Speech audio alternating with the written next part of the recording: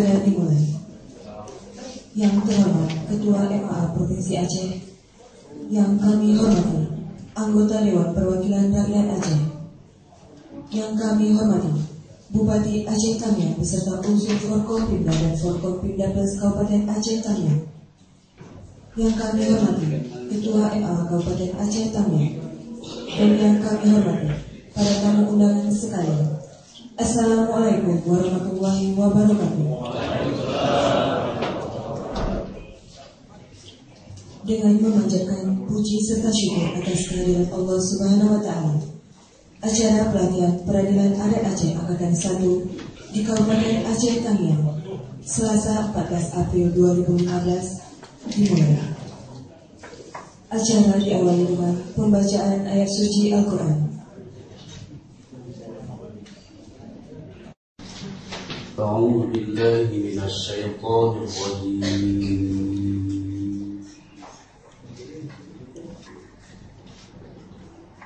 بسم الله الرحمن الرحيم.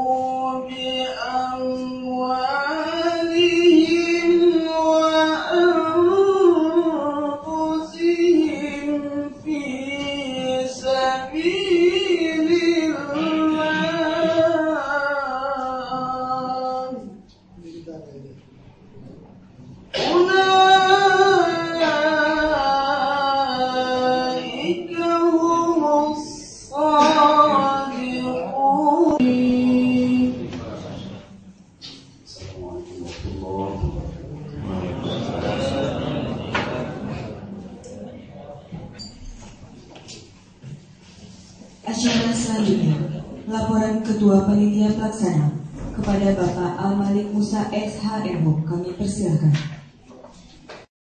Assalamualaikum warahmatullahi wabarakatuh. Hamdan syukran lillah wa salatu wa salaman ala rasulillah. Asyhadu an la ilaha illallah wahdahu la syarika lah wa asyhadu anna Muhammadan abduhu wa rasuluh. Pertama-tama marilah kita mengucapkan puji syukur pada Allah Subhanahu wa taala. Dengan limpah rahmat dan kurnianya pada hari yang berbahagia ini kita dapat melaksanakan satu kegiatan yang bermanfaat bagi masyarakat. Kira kembali kepada Rasulullah SAW. Yang kami hormati Bapak Ketua MA Provinsi Aceh, yang kami hormati DPR dari Kejari, Ketua MA Kabupaten Aceh Samian dan hadirin hadirat serta peserta pelatihan beradat adat yang hadir pada hari ini yang kami muliakan. Dari panitia pelaksana kami laporkan sebagai berikut. 2015 diadakan pertama kali di Aceh Samian ini pada hari ini dalam rangka untuk melaksanakan salah satu fungsi Majelis Adat Aceh dalam memperkuat lembaga adat. Maka dilaksanakan pelatihan beradat adat ini untuk membekali tokoh-tokoh adat dalam rangka menyelesaikan berbagai sengketa yang terjadi dalam masyarakat adat, terutama di Aceh Samian ini. Kegiatan tahun ini dilaksanakan di 5 kabupaten kota. Untuk tahap pertama, berbahagialah giliran pertama diadakan di Aceh Samian ini. Dari Aceh Samian menyusul sampai ke Sulu, sampai ke Siti dan sebagainya. Jadi dimulai dari ini batasan. Prioritas. Kemudian kelas peserta terdiri dari 3 tokoh hapus, tokoh-tokoh adat, 3 tokoh-tokoh adat perempuan, dan kepada peserta disediakan oleh panitia akomodasi dan akomodasi selama acara berlangsung. Kegiatan ini selama berlangsung selama 2 hari, mulai hari ini sampai besok, dengan agenda pokok adalah pembekalan kepada peserta. Yang kedua, simulasi penyelesaian sengketa ini penting. Ini dicapai kepada peserta sendiri. Sebenarnya orang Aceh tidak perlu dilatih pandai, tapi untuk persamakan persepsi dan dengan sampai beda-beda kita samakan visi dan persepsi di pelajaran nanti. Dan ini aktif peserta sendiri kalau simulasi trainingan nanti. Kegiatan ini juga ada pemakaran materi dari provinsi 2 orang, dari MA provinsi, kemudian dari Kapolres Aceh Samian, kemudian juga dari MA Kabupaten Samian. Nanti akan sebelum simulasi akan diberikan materi pada peserta. Kegiatan ini dilaksanakan oleh MA Provinsi Aceh bekerjasama dengan MA Kabupaten Samian, dengan harapan ke depan dan pertemuan Pak Bupati, Ketua DPR dan Pak Limat di Muku, kami dari Banda Aceh memberi materi yang kegiatan dilaksanakan oleh Kabupaten Samian sendiri dengan dukungan BPK dan sebagainya. Mudah-mudahan ini hanya mula, tapi pelatihan ini tidak hanya seperti ini, tapi terus dilaksanakan di daerah masing. Mudah-mudahan menjadi masyarakat Aceh memperoleh kedamaian, kerukunan dan juga keadilan yang sejahtera. Wabillahi taufiq. Assalamualaikum warahmatullahi wabarakatuh.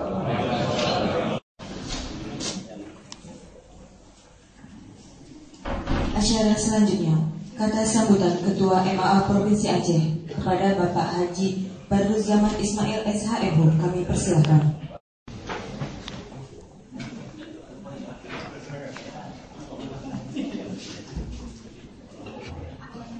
Assalamualaikum warahmatullahi wabarakatuh. Alhamdulillahirabbil alamin. Wassalatu wassalamu ala asyrofil mursalin wa ala alihi wa sahbihi ajma'in.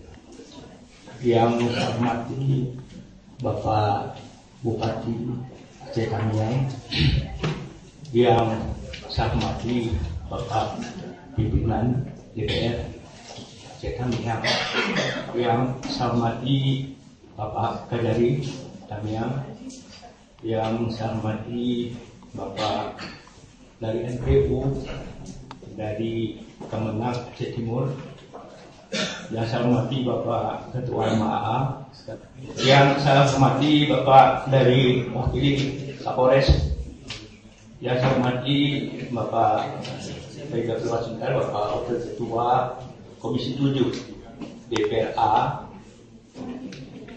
yang saya hormati Bapak-Bapak dari unsur pimpinan lembaga pemerintahan dan Bapak dari pengurus adat Aceh Samian serta para hadirin dan hadirat. peserta pelatihan yang berbahagia. Inilah adatnya, ya adat mereka. Jadi yang penting saya sampaikan kepada sekalian adalah ini kebanggaan kita Aceh. Nah karena itu yang jadi pesan hari ini tausiah kami adalah bagaimana selain jalan yang sampai nanti Aceh ketinggalan. Sebab kemungkinan besar saya sudah ajukan juga rapat terakhir seminggu lalu di Jakarta. Bagaimana ini menjadi suatu keputusan nasional. Kita sudah minta lewat karena kami kerjasama dengan DP sama mereka pusat agar memberi legalitas formal pada adat ini, kalau perlu lewat suatu edaran mahkamah pun bagaimana. Yang kedua juga kita minta agar pemerintah pusat secara resmi turut mendukung pembiayaan.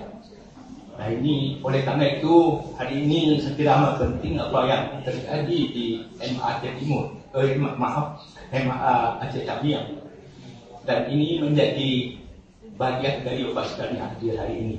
Nah Bapak sekalian, yang kedua ingin saya sampaikan bahwa adat ini mengapa Bappenas memberi rekomendasi, karena di mata Bappenas itu kesimpulan Bappenas bahwa program perlindungan adat ini merupakan kontribusi pengentasan kemiskinan.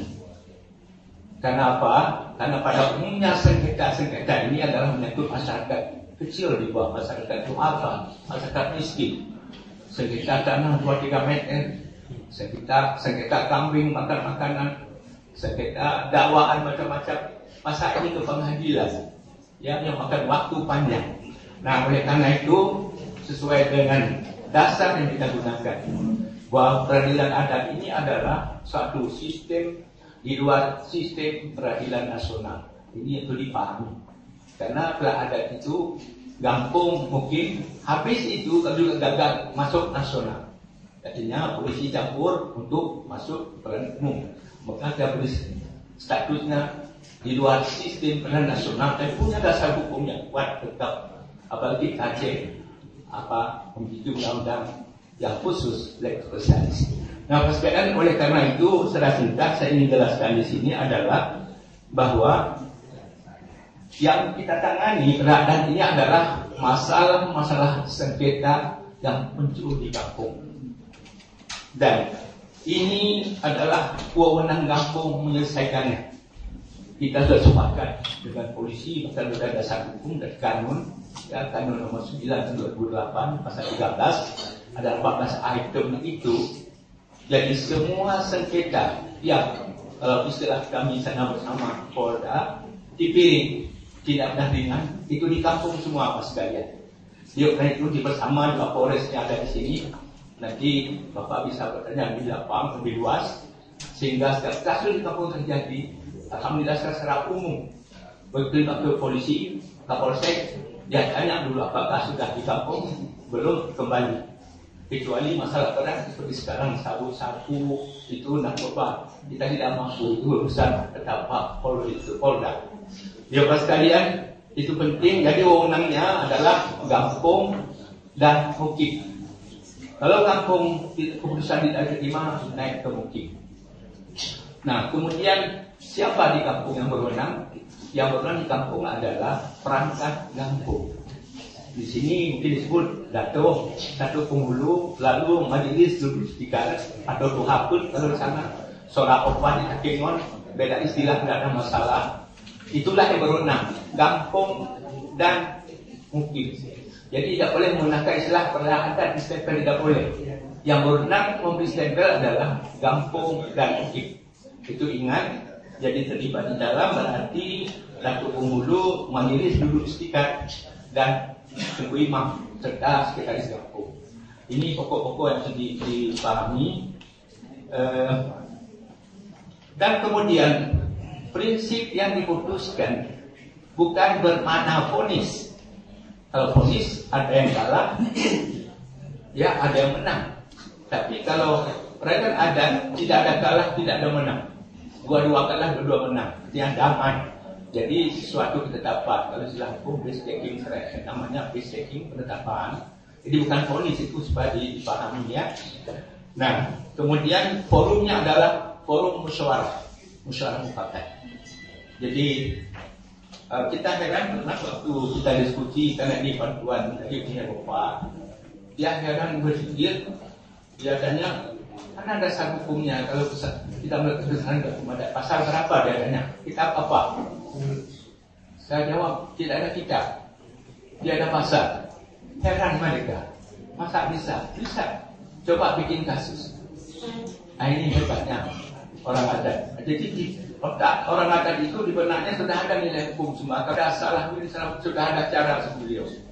Jadi dalam istilah hukum disebut, kalau istilahnya bahasa Belanda, beslissingelier, ada suatu ajaran keputusan. Artinya apa? Setiap ada masalah di musyawarah di kampung, sepakat para perangkat kampung, itulah jadi hukum. Nah tentu setelah lobby para pihak, ya sudah dekati sana, dekati tidak setuju. Nah jadi keputusan keputusan suara itulah hukum untuk kasus itu. Ini hebatnya.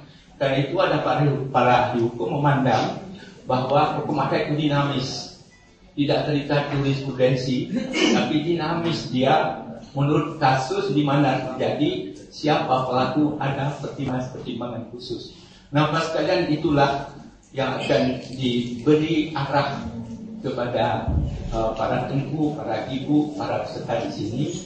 Dan saya kira hal ini sangat penting karena dengan begini kita bisa melakukan sesuatu sumbangsi pada masyarakat. Ada sengketa, sederhana, cepat, murah. Dan yang paling penting adalah rukun damai dan acara pesejuk berangkulan kembali. Muawa yang kamu bawa mencurah lagi. Itulah yang heran orang asing. Melihat dia terima, katanya bagus sekali. Ya dia saya bilang yang selama ini bertengkar dia menjadi baik, tidak ada dendam, bersih. Dan ini sebenarnya intinya tugas agama Mas sekalian. Jadi kalau Al-Quran jelas innamal mu'minuna ikhwatun fa aslihu baina akhawaykum. Jadi itu intinya. Nah, oleh karena itulah Mas sekalian, itu kita tugaskan jadi kontribusi dalam masyarakat. Karena itulah kita terus berjuang agar pemerintah dalam hal ini, ya pemerintah daerah, provinsi dan kabupaten untuk beri perhatian dan bantuan. Bahkan kita minta gubernur sudah ada surat kepada bupati semua untuk bisa juga bagian dana otsus bisa digunakan untuk perhatian semacam ini. Dan itulah dianggap adalah empowering, penguatan tokoh adat. Nah, Bapak sekalian, oleh karena itu betapa pentingnya, apalagi dilihat di agama, kalau Bapak mampu menyelesaikan suatu masalah, menyelesaikan orang bertengkar, pahalanya luar biasa. Karena itu sengketa ini yang Bapak tanya duit dulu ya, maaf nanti duit Pak. Nah inilah yang sedang kita pikirkan bersama. Kita harapkan nanti kita suatu berjuang bagaimanakah, apakah dana menunjang sekedar sidang ini bisa enggak nanti masuk dalam program anggaran desa yang insya Allah kali ini mulai realisasi bersama Undang-Undang Bandung dan nomor 6. Ya mudah-mudahan. Karena apa? Karena dengan selesainya kasus di kampung, betapa aparat lain juga sangat termasuk bupati saya kira. Masa soal sengketa kampung di kampung juga sampai ke bupati yang tidak perlu. Nah, cukup di kampung. Jadi Bapak sekalian, oleh karena itulah kami mohon dan terakhir sekali hari ini kami merasa berbahagia sekali karena turut hadir secara pandang kami pandang sangat lengkap hadir Bapak Bupati, Bapak Pimpinan DPR. Saya kira insya Allah dengan pemahaman bersama ke depan masalah pesantren ini akan merasakan baik. Mengapa Bapak sekali lagi sebagai dokumen informasi terakhir bahwa pangkat lakukan data ini sudah diservis oleh lembaga internasional UNDP bahwa dari hasil penelitian selama 6 bulan akhir tahun 2012 diputuskan bahwa saat ini 92% rakyat menyatakan sangat puas terhadap sistem adat. Dan saya kira juga pasti bagi orang yang sadar kesejahteraan termasuk para hukum, saya kira betapa sebagian besar tugas-tugasnya yang harus diselesaikan di pengadilan negeri sengketa terkecil sudah selesai di bawah, tidak perlu pengadilan negeri yang tentu prosedurnya panjang. Bapak sekalian, itulah antara lain saudara nanti kita akan beritamat di secara khusus. Bapak sekalian, mudah-mudahan pada lakukan ini betul-betul menunjang suatu pembangunan daerah dan sekaligus menunjang terbaik untuk kepentingan nasional, kepentingan bangsa dan negara. Nah, Bapak sekalian, inilah kami sampaikan mudah-mudahan ini kami akan selamat kepada Bapak sekalian untuk mengikuti latihan sebaik-baiknya. Mudah-mudahan Timur menjadi di depan dalam pembebasan sengketa yang saya dengar sering pada sekali dan kasih di sini seperti ada Timur itu sangat heterogen, maka dengan suara saya kira insya Allah semua masalah kecil datang saya atasi. Demikian lagi, terima kasih. Akhirnya mohon maaf. Wassalamualaikum warahmatullahi wabarakatuh.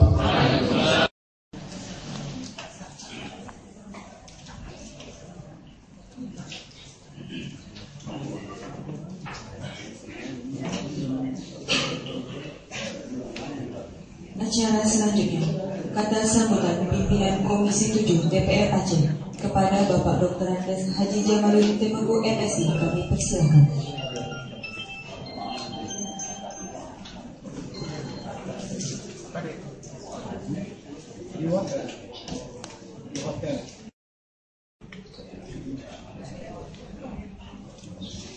Assalamualaikum warahmatullahi wabarakatuh.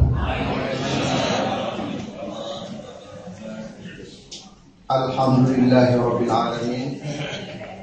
Wassalatu wassalamu ala asyrafil anbiya'i wal mursalin wa ala alihi wa sahbihi ajma'in. Asyhadu an la ilaha illallah wa asyhadu anna sayyidana Muhammadan abduhu wa rasuluhu la nabiyya ba'dah. Amma ba'du. Bapak Ketua MA beserta sekretaris dan jajarannya yang saya hormati, Saudara Bupati Aceh Tamiang, Pak Amdan Sati yang barusan menerima WTP, Bapak. Ini Pak Abad ini guru saya mulai dari Fakultas Dakwah tahun 85 yang lalu. Ketua DPR Aceh Tamiang, Pak Usman, Bapak Kajari Aceh Tamiang. Ini Pak Kajari ini Pak Amdan, Pak Bupati, Pak Ketua DPR. Pak Kajari ini sekarang rame-rame ke Aceh. Kemarin kapus Kapendam, Pak Mahfud dari kampung Bapak. Insyaallah beliau nggak lama di sini. Jadi 43 akan jadi kolonel. Insyaallah paling lama 6 bulan jadi mudah-mudahan akan jadi Danrem Sulawesi Tenggara. Bapak yang mewakili Bapak Kapolres Aceh Tamiang, Ketua MAA Pak Ali Saifuddin, abang saya Pak Sarul Amri, kakak saya mantan anggota DPR Ibu Zulhafah. Insyaallah besok dalam Intek Televisi akan melaksanakan acara gelar Utrofam adat Tamiang seru-seru ya. Mudah-mudahan kita dukung para ketua MPU Aceh Tamiang, para ahli adat Aceh Tamiang, Ketua Baitul Mal Aceh Tamiang, rekan-rekan wartawan, panitia, protokol yang saya muliakan. Abang saya tanya dan Pak Malik Musa mana? Oh ya, ke belakang ya. Alhamdulillah pada hari yang berbahagia ini kita bertemu di aula Hotel Grand Aria dan saya masuk SMS tadi malam jam 8 dari staf Komisi 7, kemudian ditelepon oleh Ketua Komisi 7. Ada acara MAA di sini. Ini tidak ada connecting dengan saya. Yang jadi persoalan Pak Bupati, tahun 2015 ini mitra Komisi 7 dan mitra Komisi 5 berlomba-lomba membuat kegiatan di Tamiang. Ada apa yang saya tidak tahu. Bulan Jumat yang lalu Kapolda Aceh, Pak Jamal, tanggal 26 itu kan acara abang di Tamiang di Langsa, sosialisasi bahaya narkoba di Bustanul Ulum. Jumatnya sosialisasi bahaya narkoba di pesantren Sabilul Ulum milik Ayahanda Haji Muhammad Yahya Husin. Yang pesantren ini terus menerus kita bina sejak tahun 2005 yang lalu. Alhamdulillah saat ini Pak Bupati sudah ada santri sebanyak 720 orang. Dan tahun ini harus selesai gedung berlantai 4 kapasitas untuk menampung santri-santri kita dari anak-anak orang miskin yang seluruh Aceh, bahkan sudah ada dari Sumatera Selatan.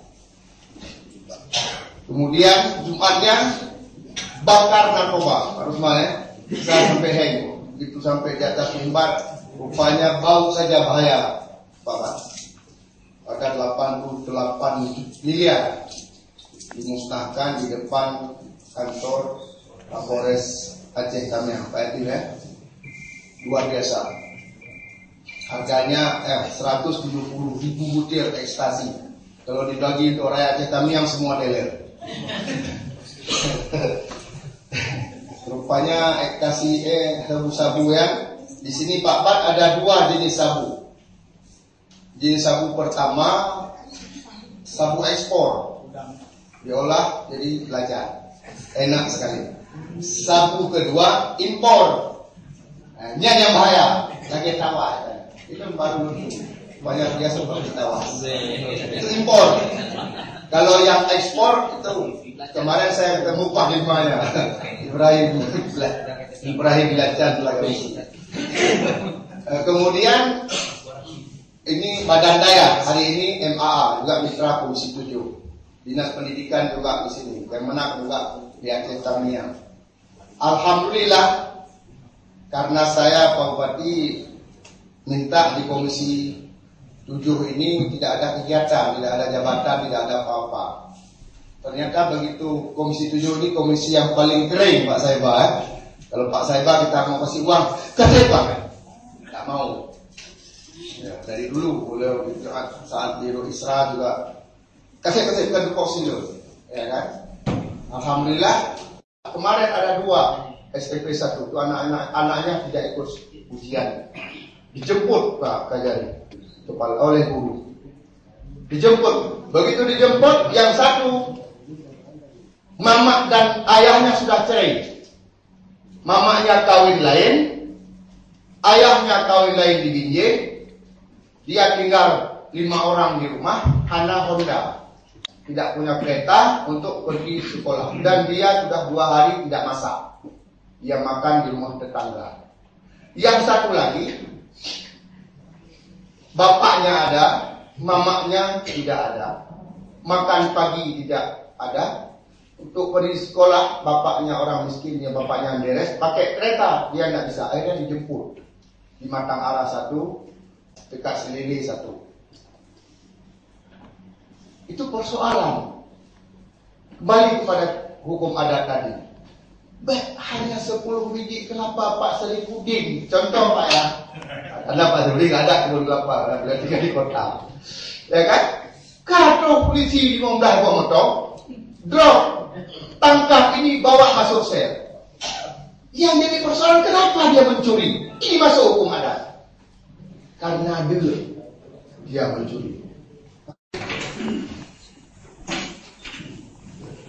Acara selanjutnya, kata sambutan Bupati Aceh Tamiang sekaligus membuka secara resmi acara pelatihan peradilan adat Aceh Angkatan 1 tahun 2015. Kepada Bapak Haji Hamdan Sagesti kami persilahkan.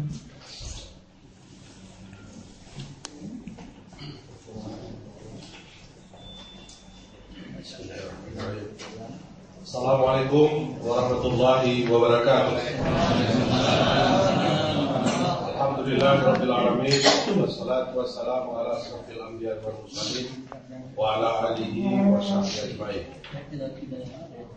Kami hormati rekan-rekan Usul Forkopimda dan Forkopimda Plus Kabupaten Aceh Tamiang.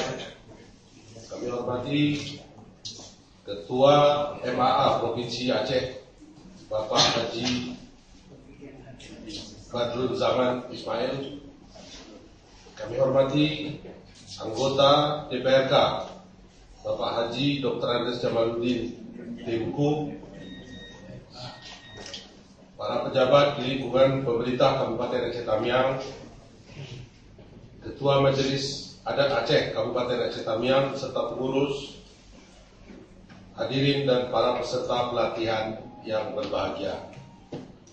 Segala puji bagi Allah, Tuhan sekalian alam, yang telah memberikan cucuran rahmat buat kita semua, sehingga kita dapat hadir di tempat yang berbahagia ini dalam acara pembukaan pelatihan peradilan adat angkatan pertama tahun 2015.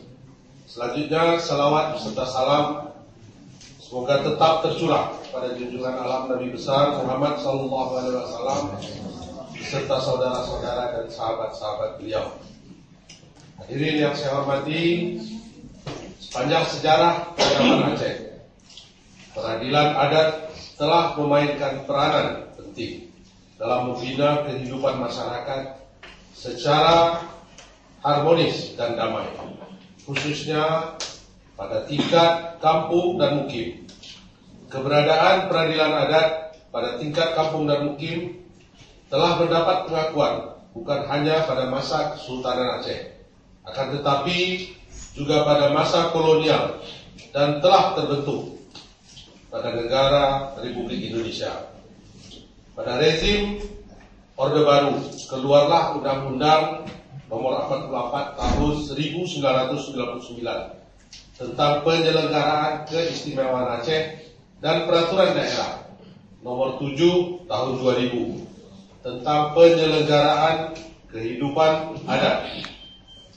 Kedua peraturan tersebut merupakan tonggak sejarah yang penting dalam upaya memberikan kewenangan atau kedaulatan kampung dan mukim, termasuk pada bidang peradilan adat.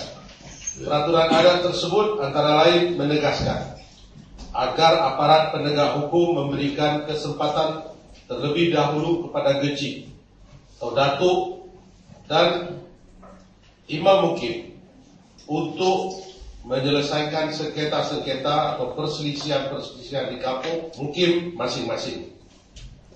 Dalam hal ini, kami atas nama pemerintah Kabupaten Aceh Tamiang mendukung sepenuhnya pengembangan peradilan adat ke depan, sehingga proses penguatan peradilan adat di tingkat kampung dan mukim dapat berlangsung lebih cepat.